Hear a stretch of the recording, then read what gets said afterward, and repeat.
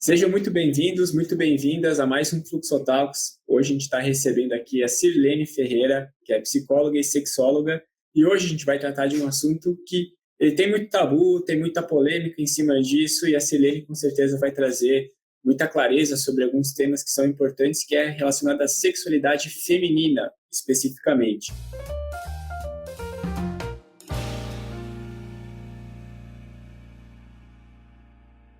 Sirlene, é um prazer te receber, seja muito bem-vinda aí.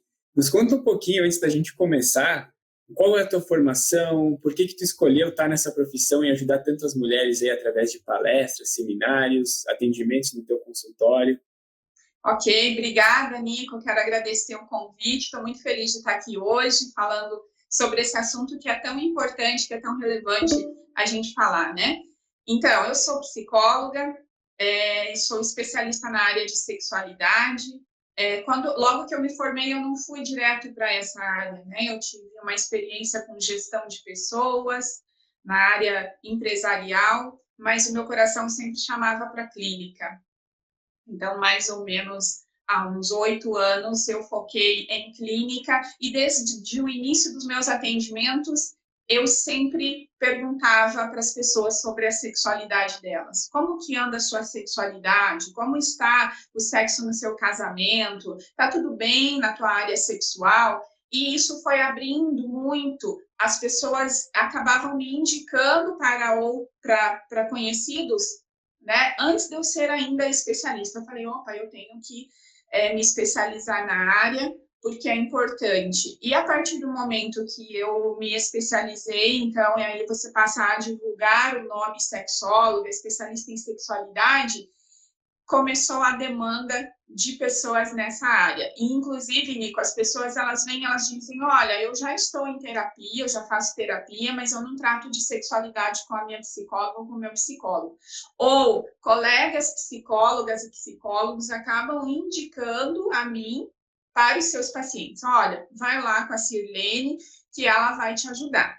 Então, e é por aí a gente já vê que embora a psicologia seja uma área que pode tratar da sexualidade, porque é uma questão que traz sofrimento psíquico, não é todo profissional psicólogo que está apto para tratar disso, porque a sexualidade muitas vezes é um tabu para o próprio profissional.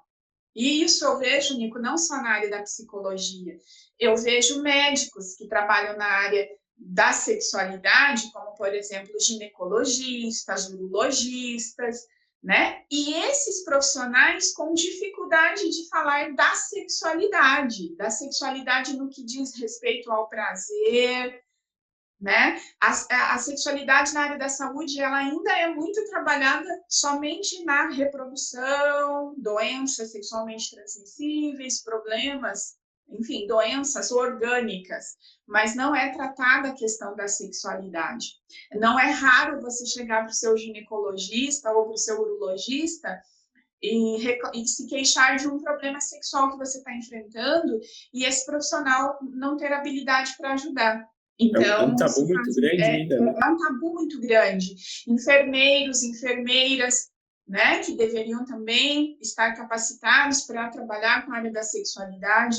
É muito comum enfermeiros e enfermeiras que precisam higienizar as partes íntimas dos seus pacientes e se sentirem envergonhados, como se a nudez ela fosse algo vergonhoso, né? Então a gente percebe por aí tanto tabu, tanta questão que precisa ser tratada, precisa ser trabalhada para que a gente pare de ter tanto sofrimento nessa área. É uma área que traz muito sofrimento.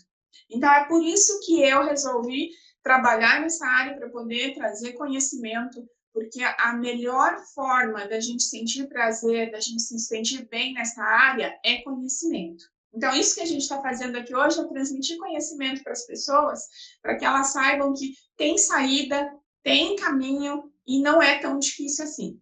Então, Sirlene, com certeza, tudo que vai ser esclarecido aqui dentro dessa conversa vai trazer muita clareza sobre o tema, vai ajudar muitas pessoas que talvez têm crenças que não fazem bem para ela, que, enfim, são mentiras, né? São traumas, são medos.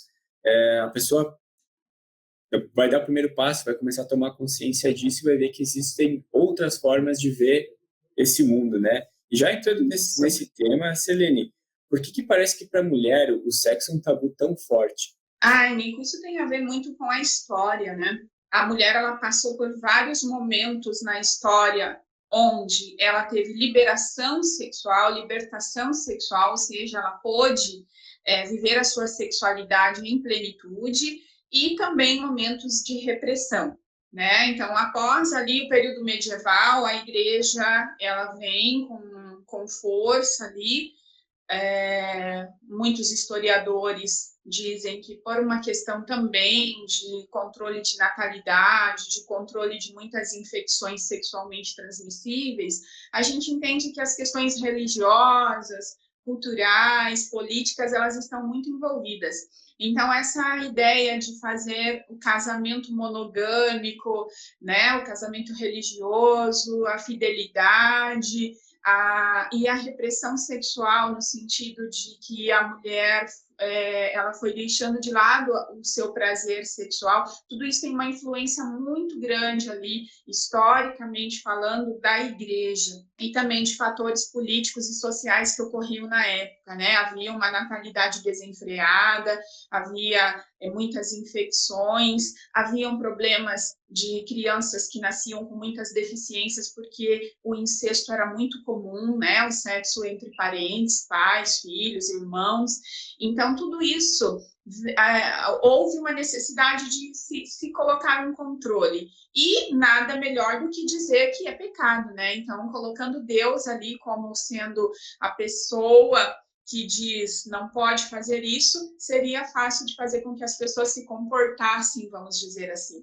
E aí foi evoluindo essa história, evoluindo, e cada vez mais a mulher foi sendo reprimida. Por mais que a mulher, com a revolução industrial, a entrada no mercado, advento de pílula anticoncepcional, a partir da década de 50 se fala bastante da sexualidade, hoje temos muita informação, todo esse histórico de repressão, de muitos anos, de centenas de anos, de séculos e séculos de anos de repressão, ainda está intrínseco na vida de muitas mulheres. E isso não é muito longe, né, Nicolas? Quando a gente verifica que ainda existem culturas no nosso mundo atual onde a mulher ela é cerceada até mesmo de mostrar o próprio rosto. Né? Então, ainda há muita repressão sexual no mundo, existem tribos ainda na África, no Oriente, onde a mulher ela é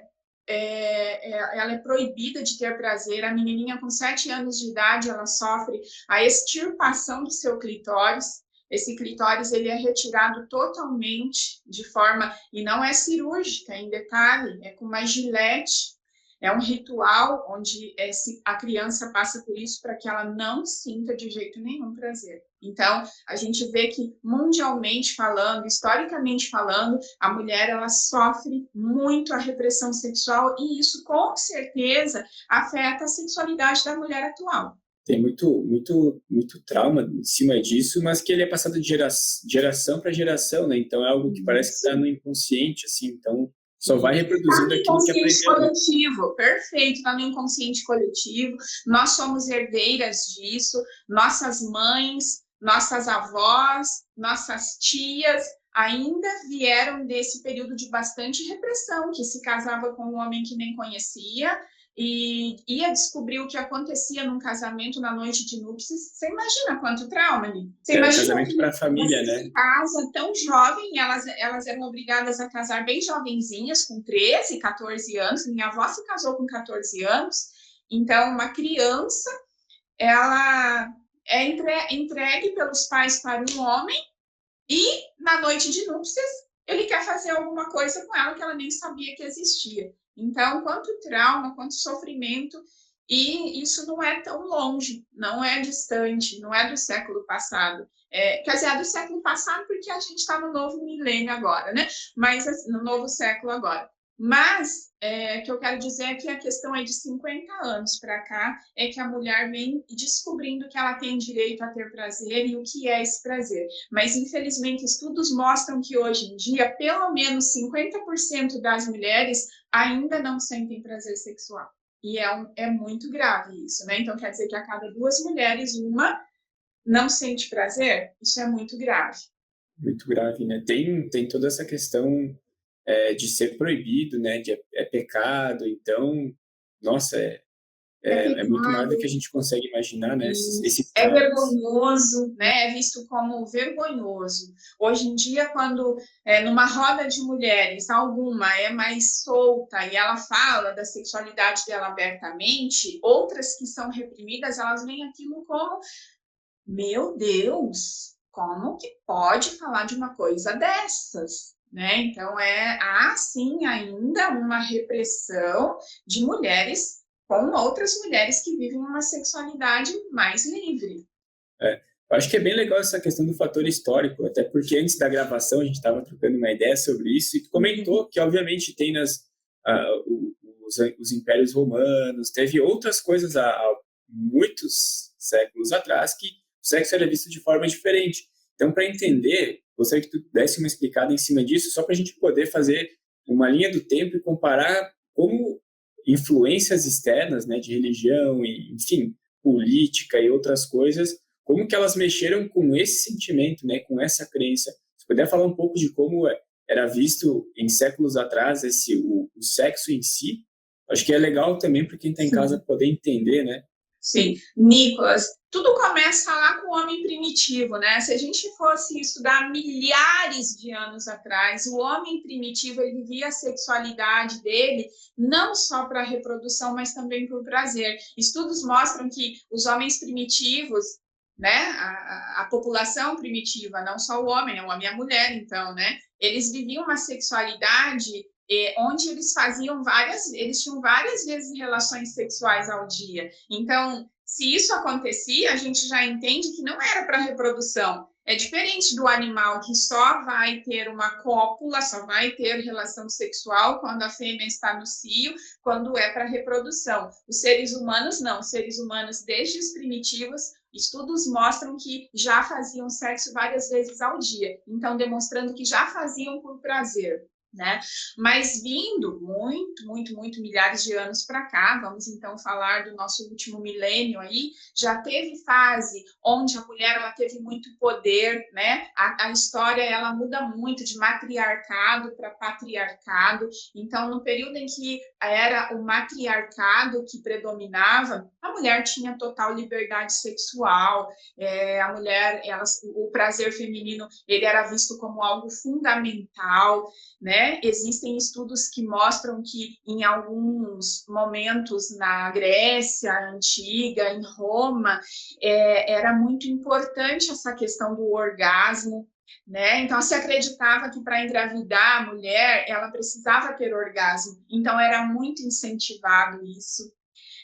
Os momentos sexuais, quando um casal se casava, a primeira relação sexual ela era assistida pelos pais, né? Os Meu pais Deus, do casal imaginar. ficavam tudo em volta ali da cama, né? Opa, vamos assistir esse negócio aí. Então era uma coisa assim que tinha liberdade, não era visto como vergonhoso. Né? E à medida que vai evoluindo, crescimento da população, problemas sanitários, tem necessidade de se criar o quê? Tem que se criar medidas. Então, Foucault fala muito disso. Eu gosto muito de ler Foucault quando ele fala da história do sexo. E ele fala muito disso, que essa necessidade sanitária de controlar algumas situações foi fazendo com que políticos, juntamente com a igreja, que era muito forte na época, criassem formas de controlar esse negócio que estava descontrolado. Então, aí começou a repressão, foi aí que começou a monogamia, porque antes as pessoas não eram monogâmicas. Elas tinham diversos parceiros.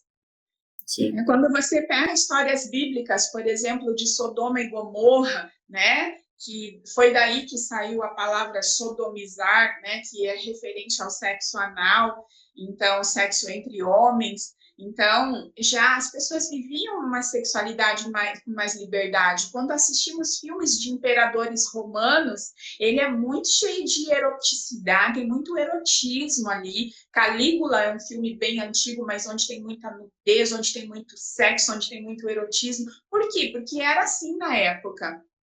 E aí a gente vem evoluindo e vem para a repressão, muda de matriarcado para patriarcado, onde o homem tem total prazer, total prazer também, né? Mas total poder sobre a mulher.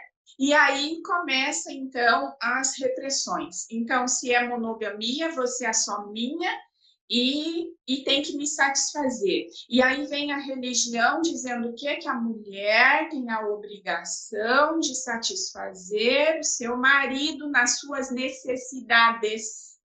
E aí só isso. criou... Parece que é só isso, né? É só isso. E aí criou o quê? Criou isso que hoje em dia eu escuto todo dia no meu consultório. Ontem mesmo atendi um casal onde a esposa dizia: ah, mas eu faço meu papel de esposa. Qual é seu papel de esposa? É satisfazê-lo sexualmente. E aí a gente precisa, com muito cuidado, trazer uma reflexão de que papel de esposa são vários papéis que uma esposa desempenha e o sexual é um, mas ele não deve ser de forma alguma direcionado somente para satisfazer o seu parceiro. É papel dela se satisfazer também, e é papel do parceiro satisfazê-la também. Né? Então, vem essa cultura toda, gigantesca e muito antiga, ela influencia o nosso inconsciente aí, coletivo ainda, e onde a gente carrega essas histórias aí dentro e que faz com que a gente sofra repressão hoje em dia. Sim, com certeza. E já pegando esse assunto, o porquê que o sexo ele é tão importante para o ser humano, né? Por que ele existe, né? Afinal, todo mundo que está aqui hoje veio através de um ato, né? Mas por que ele é tão importante? Então, primordialmente, essencialmente, fundamentalmente falando, ele é importante para a procriação, né? Como você falou, todos nós estamos aqui porque papai e mamãe fizeram sexo, né? Então, a principal função do sexo é perpetuar a espécie. Nós estamos aqui para evoluir. Então, aí as teorias de Darwin, aí precisamos evoluir. Então, essa é a função básica do sexo, porque o sexo ele é fisiológico. Então, se eu preciso comer para sobreviver, se eu preciso beber para sobreviver, eu preciso fazer sexo para perpetuar a minha espécie. Então, o sexo é uma necessidade muito mais do que as pessoas imaginam, que é só prazer. Ele, primeiramente, é uma necessidade fisiológica, tá? Bom, aí a gente pensa assim, bom, se sexo fosse só para procriar, a gente funcionaria igual os animais. A mulher entrava no período reprodutor, o homem pegava a sua seringuinha, ia lá, injetava seu líquidozinho, a gente engravidava e todo mundo era feliz para sempre. Agora, eu me pergunto, até mesmo, eu não estou criticando religião, inclusive eu sou cristã, quero deixar bem claro, tá? Mas assim, eu me pergunto para essas pessoas que colocam o nome de Deus para reprimir a sexualidade, será que Deus, ele é tão carrasco que ele fez um pênis e uma vagina que, além de reproduzir, traz prazer? Por que tem prazer? Então, bastava vocês colocarem o pênis lá dentro da nossa vagina e pronto. Não precisava ter prazer, era só um momento assim, tá bom, amorzinho, vem aqui, coloca seu líquidozinho aqui, só não precisava ter dor. Mas aí tava tudo bem. Mas não, aí esse negócio de ir lá fazer isso é muito gostoso. E aí o Criador fez essa coisa gostosa para quê? Para nos punir? Para fazer a gente ficar morrendo de vontade, falar, não posso, Senhor, porque Deus me perdoa, porque eu estou fazendo pecado? Eu acredito que jamais Deus, para mim, Deus é uma figura de amor, de carinho, ele não seria tão maldoso a esse ponto. E por falar nisso, Nicolas, o que acontece? Né? Deixa eu pegar aqui, ó. O pênis. Quais são as funções desse órgão aqui de vocês, lindo, maravilhoso, que vocês amam tanto e a gente também? que acontece? Então, eu tenho meus testículos, que são responsáveis pela parte hormonal, né, que se faz tão importante, produção dos espermatozoides para reprodução, e eu tenho o pênis, que fisiologicamente falando, anatomicamente falando, ele funciona como uma seringa que vai entrar lá e vai colocar a sua sementinha. Mas aí, o pênis, ele tem a função de fazer xixi, a função de reproduzir e a função de dar muito prazer para o homem, certo? Então, o pênis, ele tem várias funções e os testículos mais funções ainda. Agora, vamos falar do órgão genital feminino, né? Então, temos lá a nossa maravilhosa vulva, né? Tudo que compõe aqui a estrutura do órgão sexual feminino. A vagina está aqui, que é o orifício, onde vai colocar a sementinha. Ok. Só que aí existe um negocinho aqui, um botãozinho aqui em cima, chamado clitóris, e esse botãozinho, ele só tem uma função. Adivinha qual é? Prazer. Né? O clitóris, ele não faz xixi. O clitóris não reproduz. O clitóris só dá prazer. Então, para que Deus colocou esse botãozinho aqui na gente? Para a gente sofrer? Né? Como, historicamente, já que a gente estava falando de história, lá no século... sou ruim com esse negócio de história, século XIX, 1800, acho que é século XIX. O que acontecia no século XIX? Muitas mulheres sofriam de histeria. O que era a histeria? A histeria era uma doença que depois o Freud, lindo, maravilhoso, que eu amo ele de paixão, ele descobriu que a histeria, ela tinha um fundamento sexual. Aquelas mulheres tinham reprimido a sexualidade e desenvolvido a histeria. E aí todo mundo achava que as coitadas eram loucas, internavam nos hospícios lá. E elas sofriam as piores técnicas terapêuticas que você possa imaginar. Banho de gelo. Pegava a coitada da mulher, amarrava numa cadeira e jogava dentro de uma banheira de gelo várias vezes para sair aquele calor que ela sentia. Porque qual era o principal sintoma da histeria? Lubrificação vaginal e tesão, vamos falar a palavra certa, a mulher sentia tesão, ficava lubrificada e ficava pensando coisa, aí ficava louca, né? Louca lá para eles, tá? Não estou falando que a mulher seja louca por sentir essas coisas. E aí o Freud foi estudar essas mulheres e ele percebeu que todas elas reprimiam uma sexualidade. Mesmo muito inocentes, que algumas nem sabiam o que era sexo por causa da repressão sexual, mas elas tinham reprimido alguma coisa. Por exemplo, tem o caso mais famoso dele, da Ana O, que ela perde os movimentos da perna, ela fica manca, ela não consegue andar. E, né, falando sobre, estudando, conversando com ela, vai se entender que um dia ela estava diante do pai doente numa cama, ela ouviu uma música que vinha de uma festa e ela pensou como eu queria estar naquela festa. E naquele momento ali, ela já desenvolveu o quê? Uma paralisia na perna.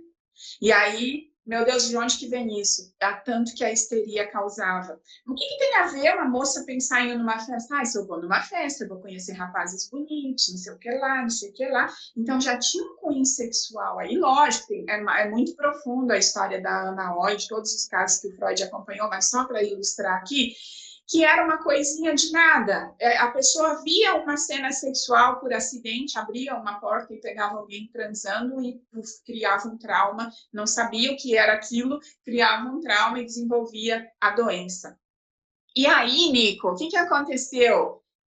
O Freud descobriu isso na teoria.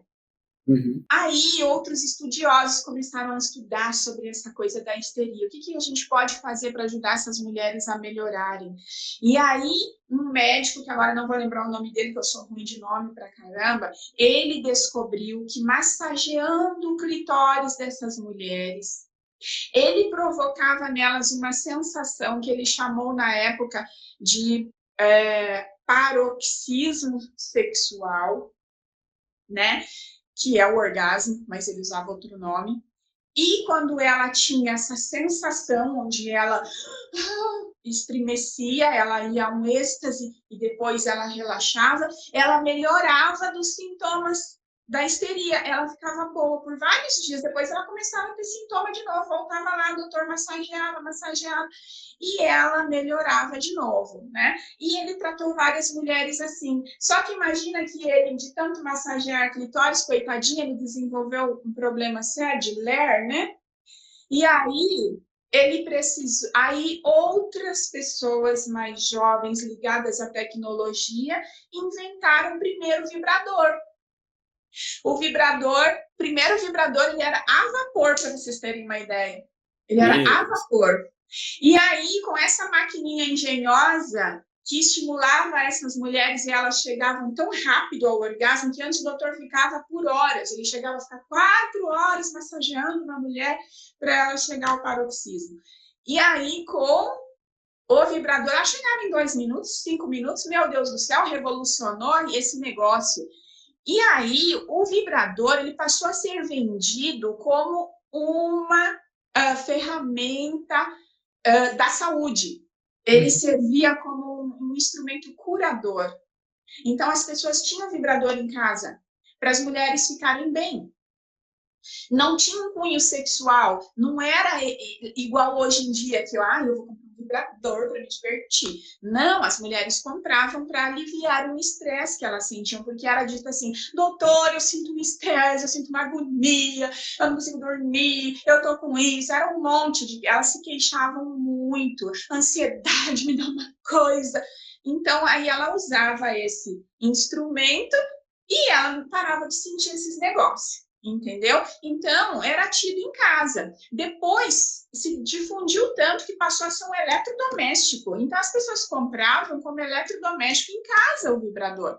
Então, tinha lá, na lavanderia, tinha também um vibrador lá, a empregada via, não tinha problema nenhum. Aí, até que uma empresa americana se interessou, patenteou o primeiro vibrador elétrico. E aí, meu Deus do céu, revolucionou tudo, né? Aí todo mundo queria ter um vibrador em casa para se sentir melhor. Mas era um produto terapêutico. Somente ali com a indústria pornográfica, por volta da década de 50, é que esse vibrador ele passou para as lojas de sex shop sendo vendido como algo mais sexual daí, e não mais como um instrumento de saúde, como ter em casa, por exemplo, aquele que afere pressão, como é que chama? Um estetoscópio. Parou de ser vendido como um produto de saúde e passou a ser vendido como um produto de prazer.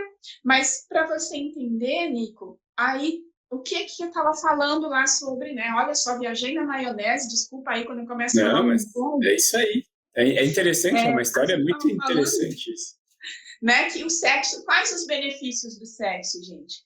O sexo ele traz enormes benefícios. Então é por isso que é importante. A pessoa que faz mais sexo, a pessoa que tem uma sexualidade saudável, onde ela sente prazer, ela vai ter uma qualidade de vida bem melhor, ela tem mais energia, ela tem mais disposição.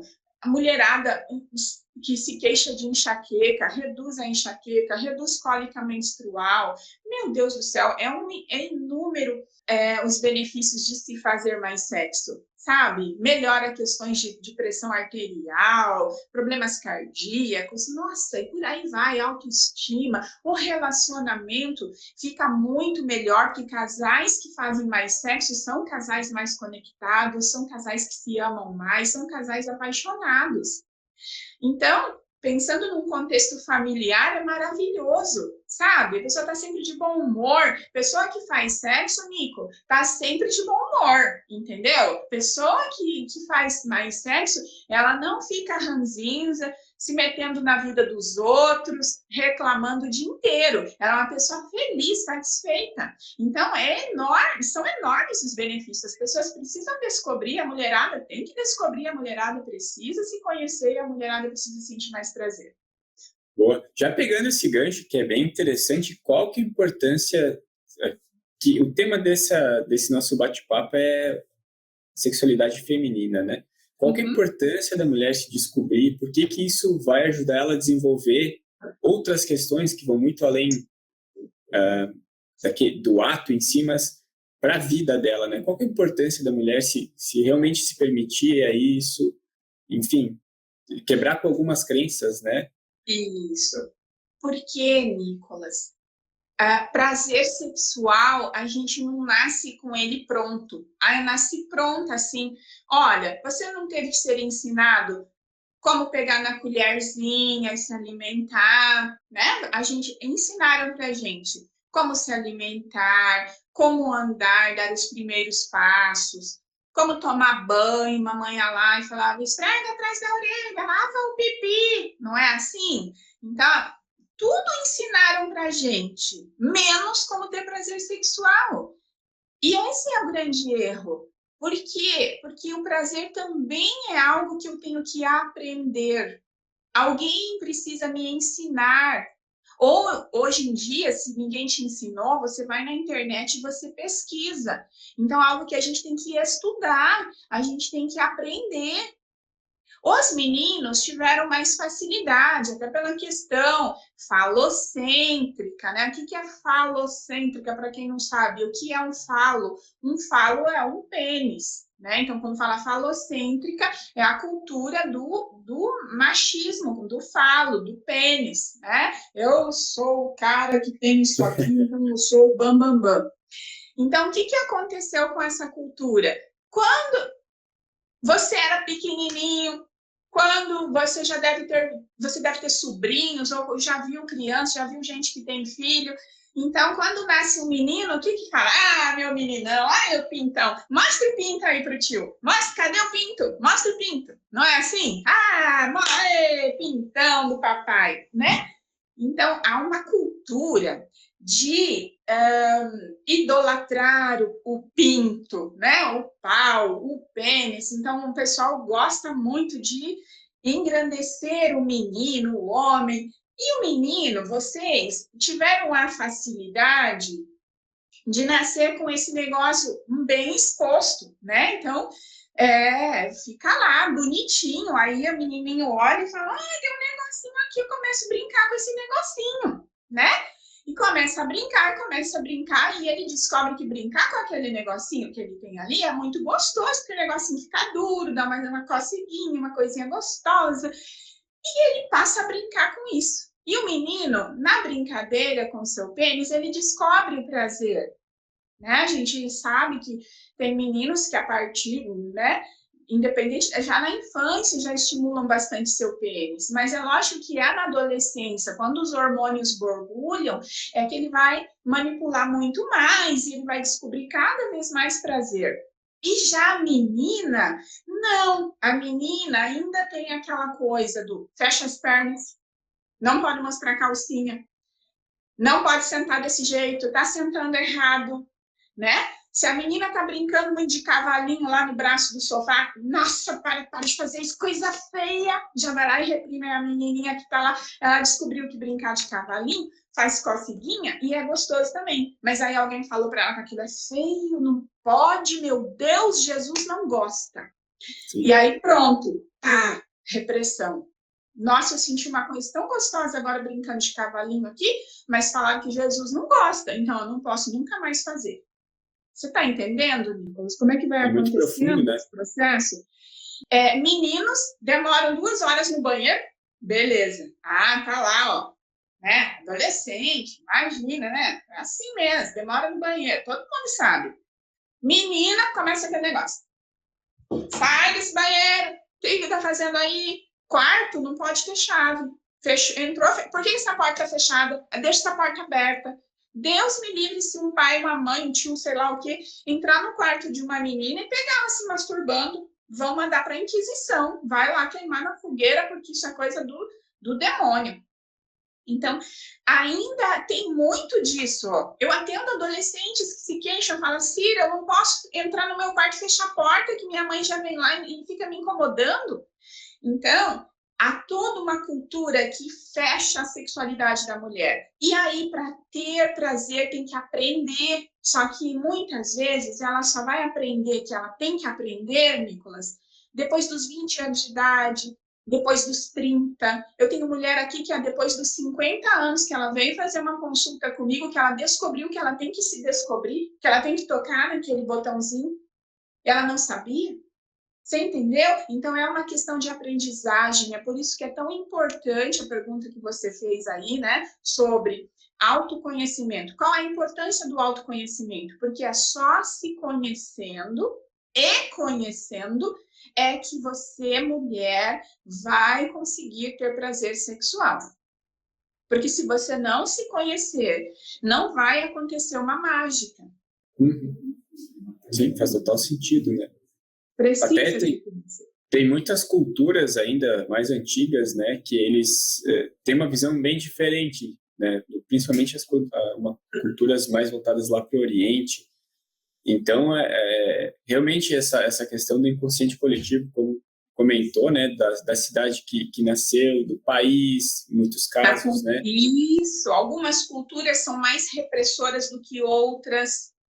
Nós vivemos num país tropical, então é muito quente aqui, então a gente ainda tem um pouquinho, mas é bem pouquinho, assim, ó, um pouquinho mais de liberdade sexual. Em países mais frios, tipo Rússia, Polônia, enfim, Europa ali, onde não a Europa mais perto do Mediterrâneo, a Europa mais lá para cima, tem muita repressão sexual ainda, né? Por quê? Porque também a questão do frio, as pessoas também ficam muito fechadas, né? Até a questão do humor é diferente.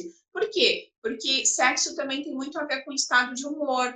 Se eu tô feliz da vida, se eu tô contente, eu tenho tesão, tenho vontade. Se eu tô mal-humorado ali, se eu tô fechado, nem vontade não me dá. Então, tem muitas coisas que influenciam a sexualidade. Então, culturas muito fechadas, muito rígidas, geralmente têm mais repressão sexual. Ótimo. Isso dá gancho, Silene, para uma outra questão que eu tenho aqui na pauta, que é como que a construção estética da mulher também influencia em como ela se enxerga sexualmente. Acho que é um ponto só para corroborar o que tu trouxe, né? Países mais quentes têm um tipo de cultura e um tipo de mentalidade. Países mais frios é um outro ambiente, um outro contexto. Mas como que essa questão da construção estética da mulher influencia também como ela se enxerga sexualmente? Olha, Nico, como eu falei, a sexualidade ela envolve tanta coisa e é por isso que as pessoas pensam que quando fala sexualidade a gente está falando só de sexo, de prática sexual, pênis na vagina, lá, lá, lá. Não, a sexualidade ela envolve tanta coisa. Que bom e muito importante esses questionamentos que você está trazendo. Por quê? Porque a questão da autoestima, da autoimagem, da autoconfiança também estimula a sexualidade, estimula como que eu vou sentir prazer, se eu vou sentir ou não, se eu vou ter dificuldade de chegar lá ou não.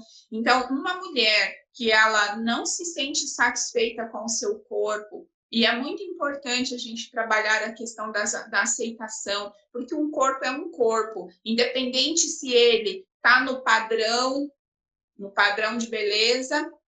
Se ele está fora do padrão de beleza, não importa, é um corpo. Toda mulher tem um corpo. Toda mulher tem um corpo independente do tamanho desse corpo, da estrutura desse corpo, entendeu? Se eu tenho mais seio, se eu tenho menos seio, se eu tenho menos bunda, se eu tenho mais bunda, se eu peso mais, se eu peso menos, se eu sou alta, se eu sou baixa, não importa. O importante é que eu tenho um corpo. E esse corpo, ele é dotado de todos os órgãos funcionais ali, e toda mulher, independente do corpo, ela vai sentir prazer. Então, a gente precisa entender que precisa primeiro de tudo, trabalhar essa questão. Se a mulher tem dificuldade com a sua autoimagem, não me aceito porque tô isso, tô aquilo, tenho celulite, tô não sei o quê, tenho uma mancha, uma cicatriz, acabou com a minha libido. Então, tudo isso vai procurar um psicólogo, vai trabalhar isso psicologicamente, porque vai afetar a vida sexual. Porque como que eu vou viver um sexo gostoso, livre e me soltar? Porque para a mulher ou para o homem também sentir prazer sexual, tem que estar livre, tem que estar leve, não pode ter caraminhola na cabeça, minhoquinha na cabeça. Então, se eu estou lá com o meu parceiro ou parceira e eu estou lá preocupada com o meu peso, com a minha altura, com a minha mancha, com a minha cicatriz, com a minha celulite, como que eu vou permitir essa libertação, esse estar solto e leve para ter prazer. Eu não vou conseguir, eu vou ficar tensa, preocupada, ao invés de me concentrar no prazer, eu vou estar concentrada onde? Na celulite. Ai, meu Deus, agora ele está vendo que eu tenho celulite na coxa. Ai, meu Deus, agora está vendo. Muito homem nem sabe o que é celulite. Confunde tudo. O que é celulite? Não, aqueles risquinhos assim? Não, aquilo lá é estria. O celulite é outra coisa. Tá. Nem sabe, o homem nem sabe o que é. E a mulherada tá toda preocupada, entendeu? Que vai ver isso, que vai ver aquilo. Então, a gente hoje também sofre muito com essa questão de padrão de beleza. Você vê pelos próprios filtros, né? Eu vou postar uma foto, eu tiro uma foto, eu não estou contente com aquela manchinha no rosto, eu tenho uma ruga, eu quero dar mais luminosidade, eu vou lá e coloco um filtro, aí eu fico mais bonita. Né? A dificuldade de aceitar o natural. Sim, faz total sentido, né, Silene? Essa questão da autoestima, autoimagem, a identidade que eu tenho de mim mesmo, ela influi. A pessoa tem dela mesma, enfim, influencia muito nessas questões, e se a pessoa tem uma autoimagem que ela não é positiva e ela se enxerga, sei lá, como feia, como qualquer outra coisa que não seja bom, vai travar lá nesse momento também de sentir prazer, ela não vai se libertar, né? Não, isso não é se muito liberta. importante. Né? E uma das premissas para ter prazer sexual é estar relaxada. Se tiver tenso ou tensa, não vai rolar prazer. Silene, voltando a esse assunto que a gente falou da questão cultural, da cultura, de como existem vários fatores políticos, enfim, que determinam como a pessoa vê o ato em si, né, como ela enxerga o sexo. Tem um fator bem importante hoje com essa facilidade da internet, acesso rápido a qualquer informação, que é a pornografia, né? Como que a pornografia pode distorcer ou pode ser prejudicial ou benéfica, não sei, eu vou deixar para ti, que é especialista, me trazer, mas como que ela pode influenciar na visão das pessoas sobre o sexo, e principalmente o papel da mulher dentro desse contexto? Sim. Isso é bem importante a gente falar, né? A pornografia, ela não é que seja, assim, um grande vilão dos problemas sexuais. A pornografia, ela não, se eu disser, ela é totalmente prejudicial, eu vou estar mentindo. Porém, o acesso muito facilitado à pornografia hoje em dia no celular tem feito com que pessoas muito jovens acessem, meninos e meninas muito pequenos que não estão com uma estrutura psíquica ainda preparada para entender o que é uma relação sexual, como que deve ser, e começa já com uma grande distorção do que é o sexo. Então, imagina você, um menino, adolescente de 12, 13, 14 anos, ou uma menina que tem acesso à pornografia. E ele ou ela ainda não tiveram ainda nenhum contato sexual de verdade, né? Não tiveram ainda com ninguém se envolvendo sexualmente. Imagina como que vai ser essa construção dentro da cabeça deles. Então, imagina para esse menino que ele tem que ser aquele cara bombástico lá do filme pornográfico. Imagina para a menina que ela tem que ser aquela mulher lá do filme pornográfico que faz tudo, que faz isso, que faz aquilo, que grita, que geme, que vira as pernas para lá e para cá, que, né, recebe dupla, tripla penetração, tudo, pênis para tudo quanto é lá, todos os orifícios do corpo. Imagine como que é para essa pessoa quando chegar o momento dela ter a primeira relação sexual. Então, só aqui, falando do acesso muito facilitado à internet, do acesso muito facilitado, porque hoje você nem precisa ter um computador, você acessa do celular, já é um perigo. Eu estou falando para o início da vida sexual, é um perigo tremendo, porque hoje é comum jovenzinhos de 16, 17 anos que vão iniciar a vida sexual já tem disfunção erétil, porque ele não consegue, né? Ele chega lá e fala, cara, eu não sou o cara do filme pornográfico. A insegurança, a ansiedade, o medo de fazer tudo errado faz com que ele realmente faça tudo errado e a gente começa a ter um sério problema aí, tá? Meninas que vão com aquela fantasia que, meu Deus, vai ser aquela loucura, chega lá, menininho, dura 3 segundos e ela fala, acabou? Oxi, que é isso? Né? Ou então, sente dor, sofre, é horrível, ela não sente prazer nenhum, e ela fala, meu Deus, o que é isso? Tá tudo errado. Eu vi lá no filme que era tudo lindo, maravilhoso, né? Então, é um problema sério, mas não é só para quem está no início aí, para todo mundo, todos nós, homens e mulheres, com acesso excessivo à pornografia. Tem gente que acessa várias vezes ao dia, toda hora que está ocioso, ao invés de entrar, a gente pega lá o celular, entra na rede social e entra no site pornográfico, ele ou ela. E aí isso vai enchendo a nossa mente de uma informação que traz para o nosso cérebro uma autoexigência muito grande, Nico. Uhum. E aí a gente tem um outro problema que eu recebo muito aqui no meu consultório, que é a compulsão sexual devido a muito uso de pornografia. A pessoa passa... Imagina que você está toda hora olhando pornografia, você fica excitado o tempo inteiro.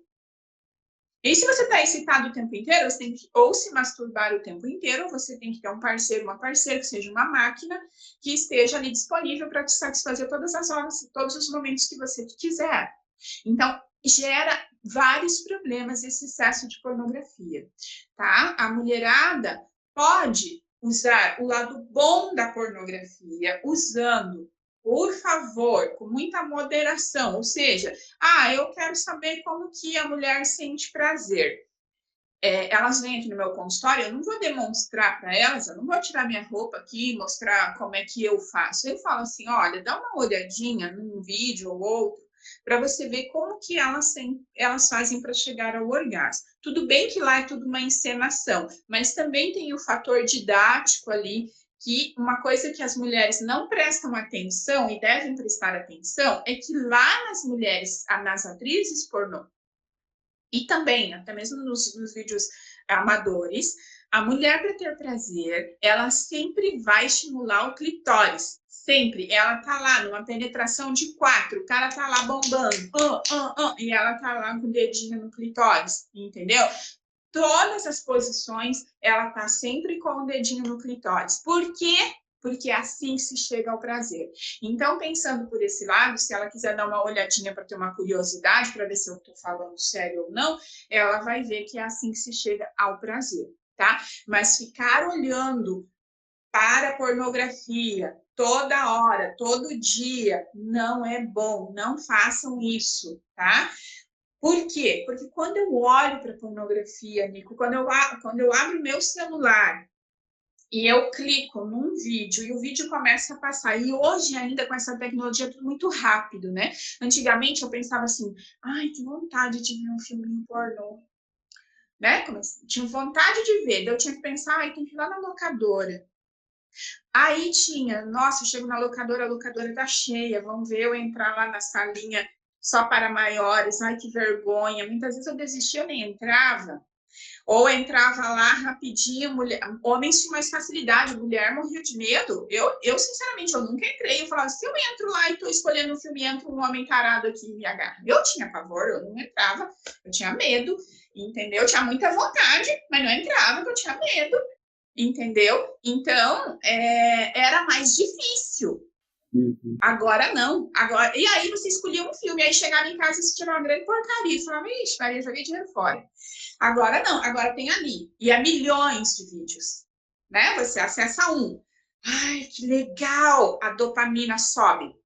Bate lá. É igualzinho, Nico. Eu sempre falo, a sensação de abrir um vídeo pornográfico, a liberação de dopamina para o meu cérebro, ela é instantânea e tão grande, igualzinho a um tiro de cocaína. O pessoal vai lá, cheira a cocaína, pá, dopamina no cérebro. É a mesma coisa. Nossa, é o mesmo efeito. Forte mesmo. É muito forte. A pornografia, ela vicia tanto quanto droga. Aí, o pior, você olha um, nem terminou aquele, aí já desinteressei. Aí você vai para outro. Pá. Ai, que legal. Aí, toda hora dopamina. Pá, pá. O teu cérebro fica viciado, porque ele quer sentir aquele negócio toda hora, porque a dopamina, ela não fica ali. Ai, liberei dopamina, tô feliz o dia inteiro. Não, ela é rápida, o efeito dela. Igual quando a gente come um chocolate. Ai, que delícia, meu Deus. Acabei de comer o chocolate, acabou a dopamina. Entendeu? Então, a gente precisa tomar cuidado com essa questão de pornografia. Sim, não é proibido, mas tem que ser usado com cuidado, assim como o chocolate, né? Se come demais chocolate, vai engordar. Apesar de ser bom, pornografia é a mesma coisa. Né? É isso aí, muito bom. Muito bom, legal. Tem um outro assunto, Silene, que ele é bem comentado, né? Que são por que mulher grávida por que mulheres depois da gravidez acabam perdendo o desejo? Eu não sei se isso é real ou não, mas é uma pergunta que chegou aqui até nós. E muitas vezes, depois da gravidez, também ela pode ter aquela questão da autoimagem, da autoestima. Meu corpo não está como era antes. Quais são os fatores que podem influenciar nesse quesito? Isso é real, né? Olha só. Toda mulher, depois de ter filho, perde a libido? Não. Uma grande parcela de mulheres, depois de ter filhos, ela perde a libido. Por quê? É um fator fisiológico? Não. A gravidez não vai alterar seus hormônios, não vai afetar nada no seu corpo. Vai afetar o quê? Talvez a autoimagem seja uma questão. Meu peito vai ficar caído, vou ficar com a pelanquinha na barriga, vai sair uma estria que eu não tinha, tá? Mas a questão psicológica e fisiológica de produção de hormônios, ela não mudou. Você continua sendo uma mulher e você... O que acontece? Por que a mulher perde essa libido? Porque ela passa a focar muito na maternidade. Isso é uma coisa que eu sempre digo para as mãezinhas: você não deixou de ser mulher, você é uma mãe e uma mulher. Aliás, você é uma mulher que agora é mãe, né? Então, o primeiro papel nosso é ser mulher. A mãe é um dos papéis que nós, enquanto mulheres, vamos desenvolver. Então, é muito importante isso, só que a mulherada, muita mulher aí, ela pega um afeto, um cuidado com aquela criança e ela só foca naquilo: maternidade, amamentar, cuidar, colocar o neném para dormir junto. Aí o marido já é expulso da cama: não cabe mais você aqui, agora é só o neném. E a gente não tem noção do quanto que isso vai afetar, inclusive, a psique dessa criança, né? Porque aí tem gente que está com o filho já com 12 anos e ele ainda não saiu da cama, ainda dorme com a mamãe. E o papai, coitado, já se lascou, já foi embora, já nem, né? Tem muitos casais que acabam o casamento devido a uma maternidade. Isso está tudo errado. Por quê? Porque a maternidade, a paternidade é para unir o casal e não para separar. É claro que tem o fator do puerpério. Acabei de chegar do hospital, eu preciso entender que eu tenho um período de adaptação ali com essa criança, mas isso não significa que eu deixei de ser mulher. Então, a mulher precisa ficar muito atenta a isso, Nico. Terminou ali o puerpério, que são uns 40 dias, a quarentena, que ela vai estar um pouco mais... Precisa estar se resguardando, até para se recuperar do parto, que o parto seja cesariano, seja um parto normal, ele acaba sendo uma coisa muito desgastante para a mulher. Então, por isso que precisa ter esse período aí para se recompor e depois volta a ter atividade sexual. Claro, vai ter algumas coisas diferentes? Vai, às vezes está lá bem no meio do bem bom: ai, amorzinho, não sei o que lá, o neném, começa a chorar. Sim, vai ter essas coisas que vão atrapalhar um pouquinho, mas nada impede do casal ir ajustando, ir dando o seu jeitinho, porque logo, logo esse bebezinho vai começar a dormir a noite inteira e vocês vão ter uma noite inteira para aproveitar. Ou então mandar ele para casa da vovó, da titia, e ficar alguns momentinhos sozinhos para poder aproveitar. Ótimo, ótimas dicas. Também tem uma questão importante, que é a menopausa, né? Muitas mulheres sofrem com isso. Que dicas tu daria, Sirlene? Tanto que, de forma geral, para pessoas que, obviamente, chegam nesse período da vida e acabam perdendo um pouco do libido, enfim, essas questões.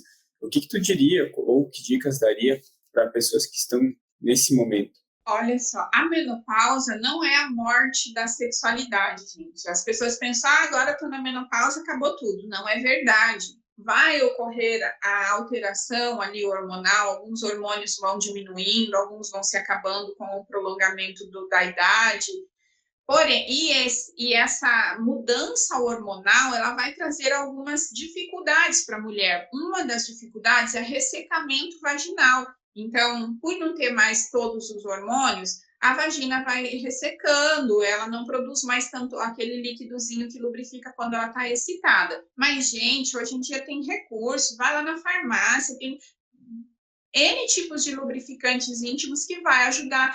Eu não consigo mais fazer porque eu vou fazer dói, arde, dá fissura porque eu estou ressecada. Não tem que fazer mesmo, tem que buscar um lubrificante. Então, não é desculpa, ok?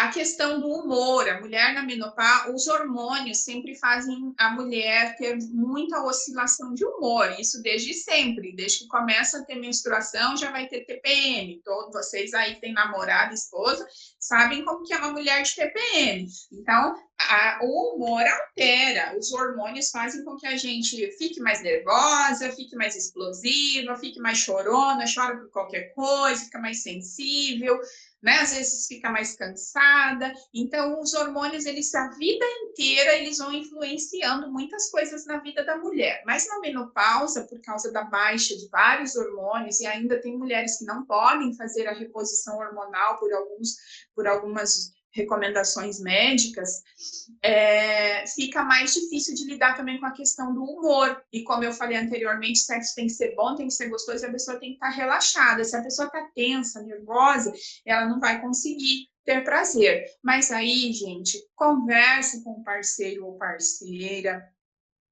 diga o que gosta, o que não gosta. Não pare de se estimular sexualmente, porque sexo está na cabeça, sexo não está na vagina e no pênis, está na cabeça.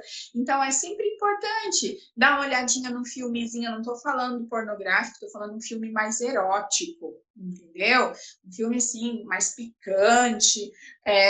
Quem gosta de fazer uma leitura mais erótica.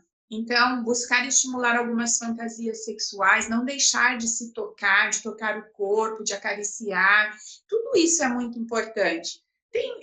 Tem mulheres com 70 anos que continuam tendo uma vida sexual maravilhosa, entendeu? Por quê? Porque elas não se deixaram, agora eu tô com menopausa, né? Então, a gente precisa estar atenta a essas coisas. E é muito importante, né, essa questão do autodescobrimento, autoconhecimento, para que isso não afete também, né? Uhum. Isso é muito importante. É importante. Tem uma outra questão aqui, Silene, que é assim, falando de uma relação entre duas pessoas, né? Como que o parceiro ou parceira pode ajudar nesse desbloqueio da mulher, né? Uhum. Que a gente, retomando um pouco daquilo que a gente trouxe lá no início, mas como que um casal pode trabalhar essa questão de desbloqueios, de mais relaxamento, de libertação? Que dicas tu daria para pessoas que hoje estão com uma vida sexualmente X, mas elas sabem que pode ter mais, que pode ser melhor? Nico, o segredo sempre é conversar. Conversa, percebeu que seu parceiro, sua parceira, a sua parceira, agora a gente falando mais da mulher, né? Ela tá com dificuldade, conversa, amor, o que você sente? Como você se sente? Você tem alguma preferência? Tem alguma coisa que eu faço que você não gosta? Porque, Nico, sabe o que acontece? Muita mulher, ela se reprime e ela não fala para o seu parceiro ou parceira que ele ou ela está fazendo alguma coisa que ela não gosta. Porque falar de sexo, as pessoas têm medo. Eu morro de medo de falar de sexo, que eu vou falar para o meu parceiro, de repente, que ele está achando que está abafando, falando no meu ouvido, um monte de coisa, e toda aquela fala dele soprando no meu ouvido, tira toda a minha concentração. Mas se eu falar para ele, coitado, que isso não é agradável, eu vou desestimular ele, então eu não falo. E aí eu passo uma vida inteira com ele assoprando na minha orelha, e eu sentindo uma agonia, porque eu não gosto daquilo, e ele nunca vai saber que está errado. Você está entendendo? Então, eu vou fazer um sexo oral na minha esposa, ela não gosta. Ela diz que faz cócega. Ou, você já perguntou para ela o que é que faz cócega? Talvez seja a sua barba. Não é? Não é o sexo oral que dá cócega nela, talvez, quando tá com esses toquinhos de barba assim, pode dar cócega, pode ser desconfortável, pode arranhar. Não é que ela não goste, tem que adequar. Muito homem reclamar, a minha mulher não gosta de fazer sexo oral em mim. Aí eu vou perguntar para a esposa o que está acontecendo, ela diz assim, Sirlene, que às vezes tá com cheiro ruim. Meu Deus, ninguém merece, quem que vai? Eu vou colocar minha boquinha linda, maravilhosa, que eu cuido dos meus dentinhos todos bonitinho aqui, vou pôr minha boca num pau fedido? Não tem condição. Então, tem que chegar para o marido e falar, amorzinho, tem que lavar bonitinho, tá com cheirinho. A mesma coisa é o homem, como é que vai fazer um sexo oral lá se a periquita tá, Deus nos acuda de cheiro ruim. Então, precisa ser falado. Mas imagina se eu falar para ele ou para ela que a xereca tá com mau cheiro, ela vai ficar triste comigo. Tem que falar, amorzinho, olha só, vamos tomar banho junto, tá? Ajuda a lavar lá bonitinho. Olha, às vezes fica com cheirinho, né? Porque é natural ter cheirinho, né? Então, vamos tomar banho primeiro, daí depois a gente faz, né? Então pode ser muito mais gostoso. São várias coisas, Nico. Eu vou lá, quero colocar meu dedinho lá, dar dedada. Aí minha unha tá grande. Entendeu? Os homens querem enfiar o dedo, mas estão com a unha grande. Deus me livre. Eu morro de medo. Vem uma unha lá, vai me arranhar. Eu não quero. Amorzinho, tem que cortar a unha, tá? Depois, amanhã, você corta a unha e a gente brinca com o dedinho. Hoje, com essa unha desse tamanho, nem pensar. Então, tem que falar, gente. Tem que falar as coisas que não estão agradáveis, as coisas que são... eu gostaria que você falasse coisas na minha orelha. Falar o quê, meu Deus do céu? O que você quer que fale? Aí ele vai e fala umas coisas e fala, nossa, não gostei dessas coisas que falou. Opa, tem que ser muito claro, é diálogo ali. Então, como que o parceiro ou parceira vai ajudar? Conversando. Olha só, quando eu já atendi um casal, por exemplo, homossexuais, 2 mulheres, onde uma parte, todas as vezes que ela tinha orgasmo, ela tinha um squirt, que é aquele jato de líquido que sai da vagina para algumas mulheres, já deixando bem claro aqui, não é toda mulher que squirta, que solta o líquido, entendeu? Algumas têm, a maioria não tem, ou não descobriu ainda. Então, às vezes, as pessoas ficam achando que eu nunca gozei porque eu nunca saiu aquele negócio de mim. Você gozou sim, minha querida, só não saiu de você. E tá tudo bem, não tem problema, você não tem problema nenhum. Enfim, esse casal, a menina tinha o squirt. Toda vez que ela gozava, saía aquele líquido e molhava toda a cama. E aí, o que acontecia? Ela se sentia extremamente desconfortável e ela segurava. Ela se segurava para não gozar mais, porque ela não queria molhar a cama. Então, aqui na terapia de casal, conversando, com muito custo, ela falou isso. E aí, gente, tão fácil de resolver, vamos colocar uma capinha impermeável nesse colchão, vamos jogar umas toalhinhas por baixo, entendeu? Não tem problema, vamos deixar de ter prazer por causa disso, sendo que isso é uma coisa maravilhosa. Quantas mulheres gostariam de sentir esse negócio, de ter esse negócio? Então, é uma coisa que é boa e as pessoas transformam num problema. É conversa, vamos conversar, vamos ajustar. O que eu tenho que fazer? Amor, eu gostaria... O namorado tem ejaculação precoce, o marido vai lá e goza em 1 minuto, 2 minutos, menos de 5 minutos.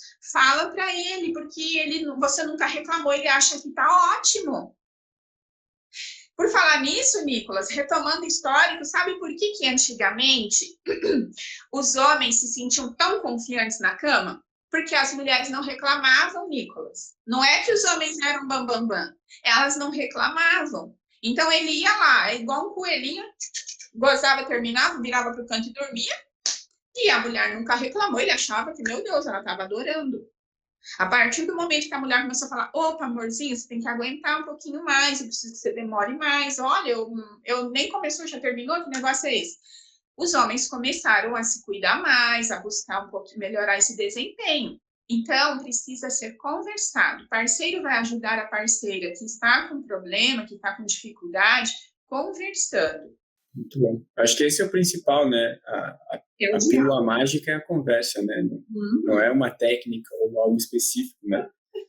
Até porque como que você vai usar uma técnica se você não sabe que aquilo vai agradar? Pois é, tem que pedir, né? Tem que pedir. Ah, eu vou enfiando o meu dedo lá no fio terra. Opa, que negócio é esse? Eu não quero, né? Não me perguntou se eu gosto. Ah, mas eu vi num filme que todo homem gosta, a mulherada gosta de fio terra. Não é verdade. Tem gente que gosta, tem gente que não gosta.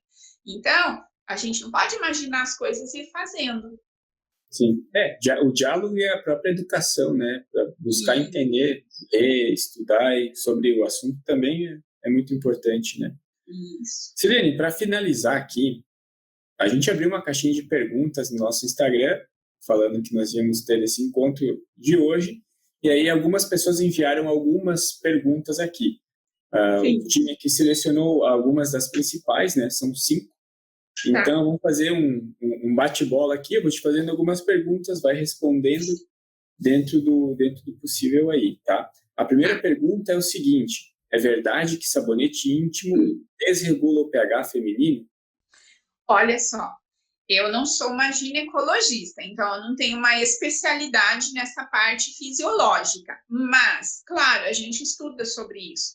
E eu tenho visto vários estudos, Nicolas, que dizem não ser muito recomendados esses sabonetes íntimos. Claro, depende de como você vai usar também, tá, gente? Então, assim, eu também, se eu usar um sabonete super mega perfumado, o mesmo sabonete que eu uso para tomar banho, eu lavar a minha genitália, pode ser que eu também tenha alteração. Então, o que você deve fazer? Você pode usar parece que é antagônico isso, porque se é sabonete íntimo, então significa que ele faz bem para a saúde. Como assim que ele faz mal? Para algumas mulheres ele altera o pH. E aí essa alteração no pH pode gerar algumas dificuldades, como, por exemplo, desenvolvimento de candidíase, que ninguém merece, né? Toda mulher aí que já teve cândida sabe que é terrível ter esse fungo.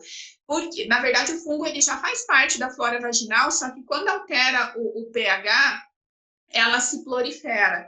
E aí você vai ter um problema, às vezes, porque está usando um sabonete íntimo. O que você deve fazer? Comecei a usar, não teve alteração nenhuma, não tem problema. Comecei a usar, senti algum desconforto, para de usar. Usa o seu sabonete mesmo do dia a dia, que você já usava antes, e vê como. O ideal é usar mais sabonetes ou sabão neutro, Nicolas, para higiene da vagina. Mas se tem dúvidas, conversa com o seu ginecologista, que ele é a melhor pessoa para te ajudar. Ótimo. Tem uma segunda pergunta que chegou-se, que ela é o seguinte: é possível ter relação sexual com uma mulher menstruada? Mas é claro que sim! A menstruação não impede a mulher de ter relação sexual. Inclusive, algumas mulheres dizem gostar muito mais, porque fica bem lubrificado, entendeu?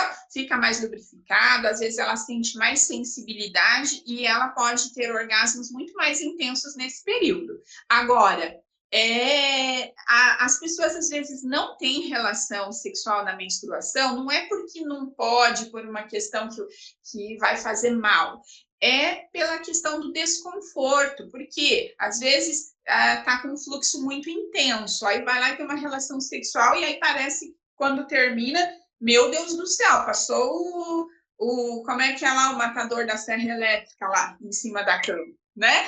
Então, é por isso, por causa desse desconforto, às vezes de olhar, tem muito sangue, mas se o fluxo é pequeno, não tem problema nenhum, não tem esse problema de visualizar o sangue, que para algumas pessoas é desconfortável. Mas pode fazer sexo sim durante a menstruação, desde que a mulher se sinta confortável com isso, porque se ela disser, não, eu não quero, eu não gosto porque suja, porque não sei o que lá, tem que ser respeitado. Ou se o parceiro dela ou parceira dela também disser, amorzinho, eu não rola vendo esse monte de sangue aqui, entendeu? Me dá um negócio, eu não gosto de ver sangue. Também tem que ser respeitado. Total sentido. Vamos para a terceira pergunta, essa aqui ela é bem polêmica. Nós somos monogâmicos ou a sociedade nos impõe isso? Sim, é assim, ó, eu diria, nós, seres humanos, Se você for estudar lá, como eu falei lá no início da nossa conversa, os homens, as pessoas primitivas, elas não eram monogâmicas, né? Então, elas tinham vários parceiros e várias parceiras. O que acontece? Culturalmente falando, aquela questão que eu falei de controle de várias coisas, questões sanitárias, a religião principalmente veio trazer o quê? Que o correto é ser monogâmico. Mas a gente sabe que existem outras culturas que as pessoas não são monogâmicas, né? E aqui no Brasil hoje, eu falo que bom, né? Já é permitido o casamento de mais de 2 pessoas, né? Hoje já você casa no civil, no regime poliamor, né? Posso ter 2 maridos, 2 esposas, enfim, as pessoas podem ter casamentos com mais, civilmente falando, legalmente falando agora, já faz parte da nossa cultura também, né? Então, a cultura aqui no Brasil também já vem mudando bastante para essa questão de não monogamia. A questão não monogâmica, ela traz muita polêmica. Por quê? Porque, falando em questões religiosas e culturais, a gente vem de uma cultura monogâmica. Então, sim, é a cultura que influencia, mas nós não. Algumas pessoas, elas são satisfeitas sendo monogâmicas. Eu estou bem satisfeita com o meu parceiro, estou bem satisfeita com a minha parceira e eu não sinto necessidade de ter novos relacionamentos. Outras pessoas, elas não se sentem satisfeitas com uma única pessoa. Elas sentem necessidade. Eu estou com uma pessoa que eu amo, mas de repente meu coração bate mais forte por outra pessoa e eu sinto uma necessidade enorme de me relacionar. Então, também hoje já é uma realidade bem comum a não monogamia. Casais que têm um relacionamento mais aberto, onde se permitem que seus parceiros tenham relacionamentos com outras pessoas. E aí, esse estilo de se relacionar vai depender de cada casal. Tem casal que gosta de se relacionar todo mundo junto. Então, somos um casal, e aí a mulher gosta de outra mulher, e essa mulher vem participar desse grupo, né? Então, esse homem se relaciona com essa mulher também, ou outro homem, onde se relacionam juntos, ou casais, homens e mulheres, né? 2 casais, 3 casais, 4, sexo grupal, sei lá o quê. Então, tudo vai depender muito de cada casal não monogâmico, como que eles definem esse regime de relacionamento. Outros preferem que tenham somente aventuras, somente transas, sem envolvimento emocional e depois volta para o casal, e outros gostam de ter envolvimento emocional. Enfim, qual que é o certo, qual que é o errado? Eu digo que todo mundo está certo, desde que todo mundo esteja feliz. Ótimo. Tem uma outra pergunta que veio aqui, Sirlene, que ela diz assim: como abordar a saúde sexual de uma mulher transexual e qual a importância desse tema? Nossa, esse tema é muito importante, Nicolas, porque o que é uma mulher transexual? Muita gente ainda não sabe diferenciar o que é uma mulher transexual, tá? Então, o que é uma mulher transexual? A mulher transexual é uma pessoa que nasceu com o sexo biológico masculino. Ela nasceu com um pênis, com órgãos sexuais masculinos. Ela nasceu com as características todas fisiológicas masculinas. Nasceu um homem, fisiologicamente falando, ok? Mas, à medida que essa pessoa ela foi se desenvolvendo, ela foi entrando em conflito com aquele gênero que ela nasceu, com aquele corpo que ela nasceu, porque ela fala, mas eu não sou um menino. A gente vê criancinhas com 3 aninhos de idade que começam a chorar porque não quer vestir aquela roupa de menino. Ela quer o vestidinho, ela quer o sapatinho, ela quer usar maquiagem, entendeu? E ela não entende, essa criança, ela entra em grande sofrimento. É terrível. E aí os pais ficam forçando a barra, o que é uma violência. Deveria se procurar um psicólogo para entender o que está acontecendo com essa criança. Porque se for uma questão de transgênero, tem que ser respeitada a identidade dessa criança, porque a identidade dela não é de menino, a identidade dela é de menina. É como se houvesse um erro lá, na hora da concepção ou na hora da definição do sexo, deu um tilt lá na máquina e era para eu nascer Maria e eu nasci João. Só que a minha cabeça é de Maria. Eu nasci com a cabeça de Maria, mas no corpo de João. E aí eu olho para aquilo e aquilo me faz me sentir extremamente triste. Então, a mulher trans, ela é uma mulher. Só que ela tem um órgão sexual masculino. E hoje, graças a Deus, a evolução da medicina, já é possível fazer a cirurgia de redesignação sexual, que é onde os médicos vão transformar esse pênis numa vagina, e no caso de homens trans, vão transformar a vagina num pênis, e essas pessoas vão poder ter mais qualidade de vida. Mas não, toda mulher trans é operada, ela fez cirurgia de redesignação? Não, nem toda mulher trans, ela transformou o pênis dela numa vagina. Muita mulher trans, ela só tem o externo de mulher, onde ela faz o tratamento hormonal, algumas colocam silicone, enfim, e você olha, é uma mulher, né? Porque ela é uma mulher. Tanto dentro dela quanto fora, ela é uma mulher. A única coisa é que essa mulher tem um pênis. Então, é muito importante a gente falar sobre por que é importante. Primeiro, para educar. Primeiro, para as pessoas entenderem o que é uma mulher trans. Ela é uma mulher, como qualquer outra. Só que, ao invés de ter uma vagina, se ela não operou, ela tem um pênis. Então, imagina o quanto que isso traz de problemas nessa área sexual. Só que eu não vou me aprofundar muito por uma questão de tempo, ok? Mas é algo que se faz muito importante e, sim, deve-se falar da sexualidade da mulher trans. Ótimo, muito bom. E para fechar aqui a última pergunta, Silene, que é a seguinte: quais são os outros benefícios de termos orgasmos? Ajuda na enxaqueca, por exemplo?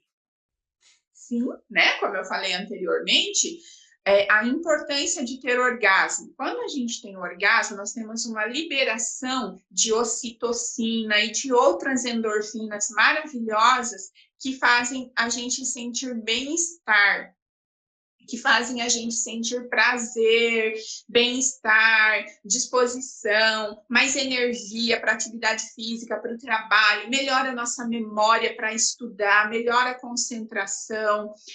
Como eu falei antes, a pessoa ela tem um humor muito mais equilibrado, né? A pessoa que tem mais, a mulher que ela consegue ter orgasmos, ela tem a questão psíquica, a psique dela está bem resolvida, ela não vai ser aquela mulher que vai falar, ai meu Deus, tem alguma coisa errada comigo, e entra todos aqueles transtornos de baixa autoestima, baixa autoconfiança, desenvolve depressão, ansiedade. Por quê? Porque ela não está sentindo o orgasmo, ela tem alguma coisa errada comigo.